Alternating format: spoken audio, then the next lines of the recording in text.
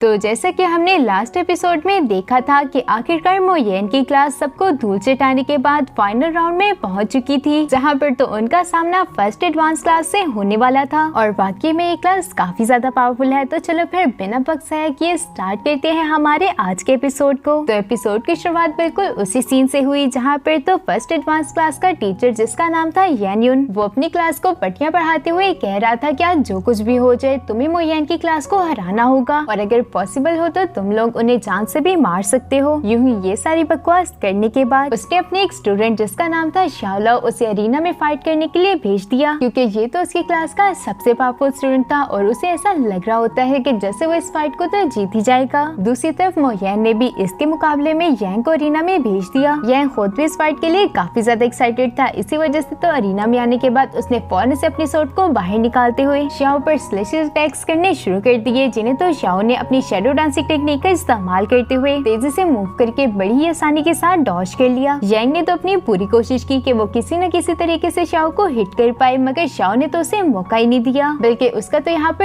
ये प्लान होता है कि वो यांग को अपने पीछे भगा भगा कर इतना ज्यादा थका देगा ताकि जल्दी से जल्दी उसकी एनर्जी एग्जॉस्ट हो जाए और शाओ इसी बात का फायदा उठाते हुए यांग पर हमला कर सके। जबकि यांग भी कोई गधा थोड़ी था जिसे उसका ये प्लान समझ ना आता। इसी वजह से तो यांग ने भागना बंद कर दिया था। साथ ही साथ उसने अपने ट्रू एसेंस को गैदर करते हुए अटैक को रेडी करने लगा। इस अटैक को देखते साथ तो शाओ ने दम दबाकर 120 की स्पीड से भागना शुरू कर दिया, लेकिन उसकी ये दौड़ से बचा न सकी और एक स्पेशल शॉट सीधा उड़ते हुए उसकी बम पर जा लगी, जिस वजह से तो शाओलाओ ने जोरों से चिल्लाना शुरू कर दिया। अब तो बेचारा कई दिन तक अच्छे से बैठ भी नहीं पाएगा। इसी के साथ ही टिन जाओ ने भी अनाउंस कर दिया कि यांग इस मैच को जीत चुका है। अब यहाँ पर नेक्स्ट फाइट होने वाली थी जी शिनरेन और लिंजिली के दरमियान। लिंजिली जो कि एक प्राउडी पर्सन है, वो अरीना में आने के बाद मिस शिनरेन से कहने लगा, मैंने सुना है कि तुम काफी ज्यादा रतलेस हो और मैं देखना चाहता हूँ कि तुम कहाँ तक जा सकती हो। इस पर तो मिस शिनरेन जवाब देते हुए कहती है, मैंने भी लोगों से तुम्हारे बारे में काफी सुना है कि तुम लिन फैमिली के एक नाजायज बेटे हो, जिसकी माँ तो एक सर्वेंट थी, और अब तुम मुझे ये बात बताओगे मेरी स्ट्रेंथ क्या है और क्या नहीं। वैसे तुम पर तो ये बातें सूट नहीं करती। उसकी ये सारी बातें सुनकर तो लिंजिली को काफी ज्यादा गुस्सा आ रहा था, मगर वो खुद को शांत रखते हुए कहने लगा, तुमने तो ये बिल्कुल ठीक कहा है, मगर तुम एक बात से अनजान हो जो कि मैं तुम्हें बता देता हूँ कि जब मुझे कोई इंसान गुस्सा दिला देता है तो उसका मैं ऐसा हशर करता हूँ कि वो दोबारा कभी मुझसे पंगा लेने का सोचता भी नहीं।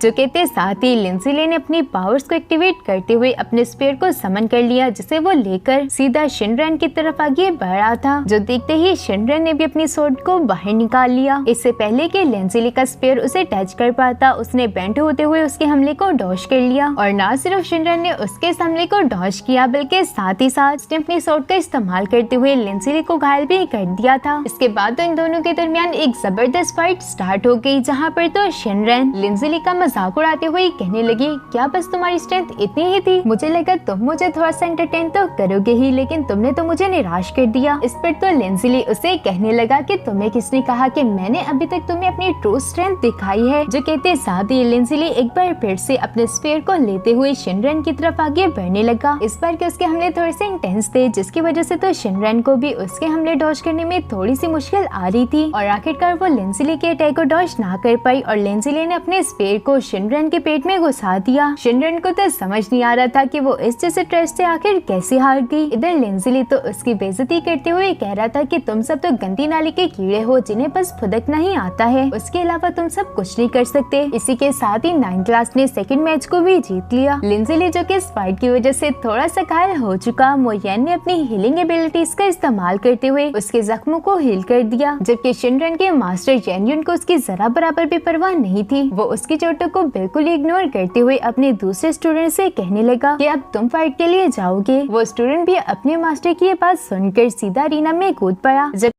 कि 9th क्लास से इस बार का पार्टिसिपेंट था शाओ, और उसका ये मैच देखने के लिए उसकी बहन यूनर भी काफी ज्यादा एक्साइटेड थी। फर्स्ट क्लास का लूजन जो कि 9th क्लास के शाओ की हर एक ट्रिक को अच्छे तरीके से जानता था। साथ ही साथ इन दोनों के दरमियान 2 लेवल्स का डिफरेंस भी है। वो शाओ पर हंसते हुए से कहने लगा कि तुम तो इस मैच को हार कर ही रहोगे, क्योंकि तुम्हारा कोई चांस भी नहीं कि तुम मुझसे जीत पाओ। जबकि शाओ उसकी बात का जवाब देते हुए कहता है कि वो तो भी थोड़ी देर में पता चल ही जाएगा कि कौन किसे हराएगा। जो कहते साथ ही शाओ ने अपनी पावर्स को एक्टिवेट करते हुए फायर टोर्नेडोज को क्रिएट कर लिया था, जिन्हें वो सीधा लूजुन की तरफ भेज देता है। लेकिन लूजुन को तो इस बात से जरा भी फर्क नहीं पड़ता था। उल्टा वो तो शाओ पर हंसते हुए कहने लगा, इडियट इंसान, तुम्हें समझ क्यों नहीं आ रहा कि आज तुम मुझसे जीत नहीं सकते? ये बेकार कोशिशें करना बंद कर दो। और उसने शाओ के इस अटैक को डिस्ट्रॉय करने के लिए एक जायंट विंड टोर्नेडो को क्रिएट कर दिया, जो कि सीधा जाकर फायर टोर्नेडो पर हिट हो जाता है। ऐसा होते ही ये दोनों अटैक ही नलीफाई हो गए और वहाँ पर एक जोरदार ब्लास्ट हो गया। ये देखते हुए तो शाओ लूजुन से कहने लगा कि अगर तुम्हारे पास इतनी ही एबिलिटीज हैं, तो चलो फिर मेरे ड्रैगन फायर एक्सप्लोजन टेक्निक का सामना करके दिखाओ। जो कहते ही उसने इस टेक्निक को परफॉर्म करना शुरू कर दिया, जिसके साथ ही यहाँ पर कई सारे स्पिरिचुअल फायर ड्रैगन्स क्रिएट हो गए, जो कि सीधा लूजुन की तरफ आगे बढ़े थे। मगर लूजुन भी कोई कच्चा खिलाड़ी थोड़ी था जो कि इस टेक्निक से डर जाता। उल्टा उसने तो अपने विंड टोर्नेडोज का इस्तेमाल करते हुए इन सारे के सारे स्पिरिचुअल फायर ड्रैगन्स को डिस्ट्रॉय कर दिया, जिस बात से तो शाओ को काफी गुस्सा आ गया और इसी वजह से उसने अपने फाइनल और सबसे पावरफुल मूव को चलने का फैसला किया। और इसी वजह से उसने green jet fire killing dragon को बाहर समन कर लिया, जिससे तो वो लूजुन को दिखाते हुए पूछने लगा कि अब कहो कि तुम्हें मेरे बारे में सब कुछ मालूम है, अब तुम कोई भी बकवास क्यों नहीं कर रहे? जो बात सुनकर तो लूजुन को गुस्सा आ गया। इसी वजह से उसने अपने विंड टोर्नेडोज का इस्तेमाल करते हुए शाओ पर अटैक्स करना जारी रखा। शाओ भी अपनी ग्रीन जेट ड्रैगन का इस्तेमाल करते हुए इन सारे के सारे अटैक्स को ब्लॉक करने की कोशिश कर रहा था, मगर इसमें उसकी काफी ज्यादा एनर्जी एग्जॉस्ट हो गई, जिसकी वजह से तो वो काफी ज्यादा घायल हो गया। इवन कि उसके मुंह से भी ब्लड आने लगा, जो देखकर तो लूजुन उसका मजाक उड़ाते हुए कहने लगा, एक लूजर हमेशा लूजर ही रहता है, चाहे उसके पास कोई भी ट्रम्प कार्ड क्यों ना आ जाए। इधर शाओ जो कि इतना ज्यादा घायल होने के बावजूद भी हार मारने के लिए बिल्कुल भी तैयार नहीं था। वो खड़े होते हुए लूजुन से कहने लगा कि ये बात कभी भी मत सोचना कि मैं तुमसे हारूंगा। जो कहते साथ ही वो अपने एक अल्टीमेट मूव का इस्तेमाल करते हुए सीधा लूजुन पर अटैक करने के लिए आगे बढ़ चुका, जिससे मोयेन को भी ये बात समझ आ गई कि ये बेवकूफ इंसान खुदकुशी करने के लिए जा रहा है। इसी वजह से तो वो अपनी शैडो डांसिंग टेक्निक का इस्तेमाल करते हुए तेजी से मूव करके सीधा शाओ की तरफ आगे बढ़ने लगा। मगर इससे पहले शाओ लूजुन के पास पहुंचकर अपने अटैक को चल चुका था। शाओ जिसकी तो हालत अब काफी ज्यादा खराब हो चुकी थी। इसी वजह से मोयेन अपनी कॉन्शियसनेस को उसके माइंड स्पेस में भेज देता है, जहाँ पर तो वो ग्रीन जेट ड्रैगन भी मौजूद था। मोयेन उसकी डांट लगाते हुए इससे कह रहा था कि ये तुमने उसके साथ क्या किया। इस पर तो जेट ड्रैगन मोयेन से डरते डरते कहने लगा कि मैंने तो इसके साथ कुछ भी नहीं किया, बल्कि उल्टा इसी ने तो मुझे इंसिस्ट किया था बाहर आने के लिए। मगर मोयेन तो उसकी कोई भी बात सुनने के लिए तैयार नहीं था, इसीलिए वो उसे कहता है कि जो मर्जी करो, लेकिन जल्दी से इसे होश में लाओ, क्योंकि अगर इसे कुछ भी हो गया तो तुम्हारी सोल भी दोबारा से रिइंकार्नेशन में नहीं जा सकेगी। इस पर तो ग्रीन जेट ड्रैगन भी एग्री हो गया। जबकि पास ही में मौजूद शाओ की माँ ने दोबारा से फैमिली ड्रामा करना शुरू कर दिया था। वो मोयेन से कहती है, अगर मेरे बेटे शाओ को कुछ भी हो गया तो मैं तुम्हें जिंदा नहीं छोड़ूंगी। यूनर जिसके पास तो थोड़ी सी अकल थी, वो अपनी मामा को समझाते हुए कहने लगी कि इसमें तो मोयेन की कोई गलती नहीं थी, जिस पर तो उसी की डांट लग गई। इसके साथ ही वो आगे की तरफ बढ़कर शियाओ को यहाँ से ले जाने लगी। इस पर तो मोयेन उन्हें रोकते हुए कहता है कि अगर आप इसे यहाँ से ले गई तो इसे कोई भी बचा नहीं सकता। इन दोनों के दरमियान अभी इसी तरह की बातें चल ही रही थी कि डीन साओ ने अनाउंस कर दिया कि इस मैच को फर्स्ट एडवांस क्लास जीत चुकी है। इस बात से तो मोयेन और उसकी बाकी की क्लास का खून खोलने लगा कि आखिर डीन साओ इस तरह की बकवास कैसे कर सकते हैं। और मोयेन अपनी क्लास के हक में बोलते हुए कहने लगा कि आपका ये फैसला सरासर गलत है। ये दोनों बिल्कुल एक ही टाइम पर बेहोश हुए थे, जिस हिसाब से तो रिजल्ट को टाई होना चाहिए। अगर डीन साओ के बारे में तो हम लोग पहले से ही जानते हैं कि वो किस कदर कमीना इंसान है। वो मोयेन की बात का जवाब देते हुए कहता है कि मैं यहाँ का जज हूँ और मैं ही डिसाइड करूंगा कि कौन जीता है और कौन हारा, और अगर तुम्हें मेरे इस फैसले से मसला है तो तुम लोग यहाँ से दफा हो सकते हो। मोयेन भी किसी अनफेयर कंपटीशन का पार्ट नहीं बनना चाहता था, इसलिए वो डीन साओ से कहता है, मैं और मेरी 9th क्लास अभी के अभी इस कंपटीशन से लीव कर रहे हैं। तभी ये कद्दू के मुंह वाला लूजुन अच्छा बनने का नाटक करते हुए डीन साओ के पास आकर उसे कहने लगा कि मैं 3rd मैच से गिव अप करता हूँ, आप प्लीज इस मैच को ड्रॉ कर दें। इस बात से तो टीचर मोयेन के भी कान खड़े हो गए और वो येन से कहने लगा, तुम अभी भी इसे गिव अप कहती हो? मेरी क्लास पहले से ही 2 मैच को जीत चुकी है, जबकि 3rd वाला मैच ड्रॉ हुआ, यानी तुम लोगों के तो इस कंपटीशन को जीतने के चांसेस ही नहीं थे। इस पर तो येन उससे कह रहा था, चलो इसका फैसला हम दोनों की फाइट से करते हैं, जो कोई भी इस फाइट को जीतेगा वो इस कंपटीशन का विनर बनेगा। इस पर तो मोयेन भी एग्री था। इसी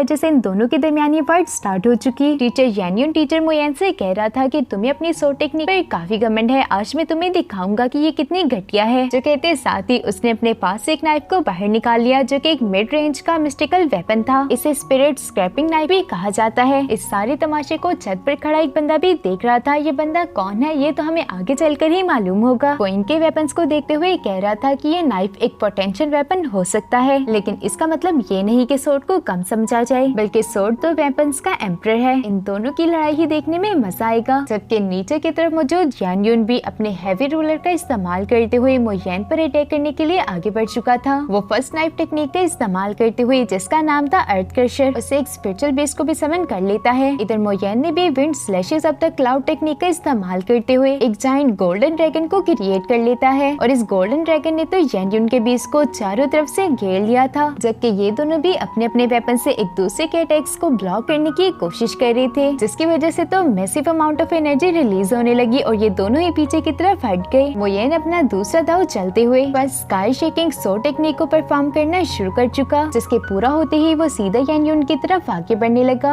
यान्यून भी नाइफ स्टाइल के सेकंड स्टेज को अनलॉक करते हुए, जिसका नाम था स्काई कंट्रोलर, उसे मोयेन की तरफ एक स्लैश अटैक चल चुका जो कि वाकई में काफी ज्यादा पावरफुल था। इन दोनों की ये अटैक एक दूसरे को जा लगे, जिसकी वजह से तो ये दोनों ही काफी ज्यादा घायल हो चुके। इवन किंग के मुंह से भी ब्लड आने लगा, लेकिन कोई भी रुकने के लिए तैयार नहीं था। उल्टा यान्यून तो इसी इरादे से अरीना में उतरा था कि आज तो वो मोयेन की जान लेकर ही जाएगा, और इसी वजह से उसने अपनी सबसे खतरनाक टेक्निक, जिसका नाम था बीस्ट फायर, उसका इस्तेमाल करना शुरू कर दिया। इसे देखते हुए मोयेन उससे कहने लगा, अच्छा तो तुम बीस्ट फायर का भी इस्तेमाल कर सकते हो, ये तो अच्छा हो गया, चलो आ जाओ, मैं भी तुम्हें अपनी लाइटनिंग सो टेक्निक दिखाता हूँ। अरीना के बाहर मौजूद मिस निंग तो इन दोनों की ऐसी हरकतें देखकर काफी ज्यादा हैरान थी। वो कहती है कि क्या ये दोनों पागल हो चुके, इस तरह तो ये दोनों ही मर जाएंगे, क्योंकि अरीना में इन दोनों की टेक्निक्स की वजह से दो जायंट स्पिरिचुअल सोर्ड्स क्रिएट हो चुकी, जिनसे अनलिश होने वाली एनर्जी ये बता रही थी। वाकई में ये टेक्निक्स काफी ज्यादा पावरफुल हैं और इनकी इसी टेरिफाइंग पावर की वजह से स्टूडेंट्स का तो अरीना में खड़े रहना मुश्किल हो गया। और जैसे ही टीचर यान्यून और मोयेन आपस में जाकर टकराए तो इन दोनों के ही टकराने की वजह से वहाँ पर एक जोरदार एनर्जी ब्लास्ट हो गया। इवन के सारे बच्चे भी जमीन पर जा गिरे और चारों तरफ धुआं फैल गया। धुआं हटने के बाद हम लोग देखते हैं मोयेन लड़खड़ाते कदमों के साथ बड़ी दिक्कत से अपनी जगह पर खड़ा था, जबकि दूसरी तरफ तो टीचर यान्यून की इससे भी बुरी हालत थी, क्योंकि उनकी बॉडी पर मोयेन के स्लैश अटैक की वजह से एक गहरा कट लग गया, जिससे खून भी बह रहा था और इसी वजह से वो सीधा जमीन पर गिर जाते हैं। आसपास मौजूद लोगों को तो समझ नहीं आ रहा था कि आखिर टीचर यान्यून के साथ क्या हुआ। इस पर मोयेन उन्हें एक्सप्लेन करते हुए कहने लगा, मुझे माफ कर दीजिएगा क्योंकि मैंने गलती से टीचर यान्यून के हर्ट पर वार कर दिया, और हम लोग तो इस बात को अच्छे तरीके से जानते हैं कि मोयेन ने कोई गलती से उसके हर्ट पर वार नहीं किया, बल्कि वो तो सच में यान्यून को मारना चाहता था। ये बात सुनकर तो ना सिर्फ फर्स्ट एडवांस क्लास के स्टूडेंट्स बल्कि साथ ही साथ टीचर्स भी शॉक हो गए। वो हैरत से बोलते हुए कहते हैं कि क्या वाकई में टीचर यान्यून को जान से मार दिया गया है। डीन साहब जिसे तो मोयेन की ये जिद बिल्कुल भी मंजूर नहीं थी, इसीलिए वो गार्ड को आवाज लगाते हुए कहने लगा कि तुम सब जल्दी से इधर आओ और आकर मोयेन को अरेस्ट कर लो। मोयेन भी अब यहाँ पर इस नाइंसाफी पर कैसे चुप रहने वाला था। वो उनसे कहता है कि आखिर मैंने किया क्या है और आप मुझे अरेस्ट क्यों करवाएंगे। इस पर तो डीन साहब उसे जवाब देते हुए कहता है, क्योंकि तुमने अपने ओपोनेंट को सीक्रेटली जान से मार दिया है, तुम एक बुरे इंसान हो, इसी वजह से तुम्हारी सारी कल्टीवेशन को वाइप आउट करके तुम्हें लाइविंग हॉल से भी निकाल दिया जाएगा। उसकी सारी बातें सुनकर तो मोयेन को हंसी आ गई और वो हंसते हुए कहने लगा कि क्या तुम्हारा दिमाग खराब हो गया है, ये एक मार्शल एरिना है जहाँ पर लाइफ और डेथ हमेशा खतरे में रहती है, और इस प्लेटफॉर्म पर तो किसी की गारंटी नहीं कि कौन जिएगा और कौन मरेगा। वैसे भी हर साल कितने सारे लोगों की इस कंपटीशन की वजह से जाने गई, लेकिन तब तो किसी को भी कोई पनिशमेंट नहीं मिली। इस पर तो डीन साहब दोबारा से मोयेन को फजूल के रीजंस देते हुए कहने लगा, यान्यून एक जीनियस कल्टीवेटर था, तुमने उसे मारकर हमारी एकेडमी का एक बहुत बड़ा नुकसान करवाया है। ये सब सुनकर तो मोयेन उसकी बेवकूफाना बातों पर हल्का सा मुस्कुराते हुए डीन साहब से सवाल करते हुए कहने लगा, अच्छा आप ये सब छोड़े, अगर वो आपका जीनियस मुझे जान से मार देता तो क्या आप उसे भी जान से मरवा देते। वैसे भी आप सब लोग तो इस कदर घटिया हो कि कंपटीशन के स्टार्टिंग से तुम लोग मुझे और मेरी क्लास को जान से मारना चाहते हो। मगर डीन तो उसकी इन सारी बातों को बकवास ठहराते हुए उससे कहने लगे कि आज तो मैं तुम्हें अरेस्ट करके ही रहूंगा, देखते हैं कि मुझे यहाँ पर कौन ही रोकने के लिए आएगा। जो कहते साथ ही डीन साहब ने अपने गार्ड्स को वहाँ पर बुला लिया, जो कि सीधा मोयेन की तरफ आगे बढ़ने लगे, जो कि मोयेन ने तो पहले से ही इनके कल्टीवेशन लेवल को चेक कर लिया था, जो कि 4 और 5th स्पिरिचुअल रेलम के कल्टीवेटर्स हैं। मोयेन मोयन को तो इन गधों से जरा भी फर्क नहीं पड़ता था। उल्टा वो तो अपनी जगह से टस से मस ना होते हुए उल्टा इन्हें ही धमकाते हुए कहने लगा कि मैं भी देखता हूँ कि आज मुझे यहाँ से लेकर कौन ही जाएगा। कहते ही मोयन ने तेजी के साथ मूव करते हुए सिर्फ चंद लम्हों में इन चारों असैसिन्स को जान से मार डाला। इस बात से तो डीन साउब को और ज्यादा गुस्सा आ गया।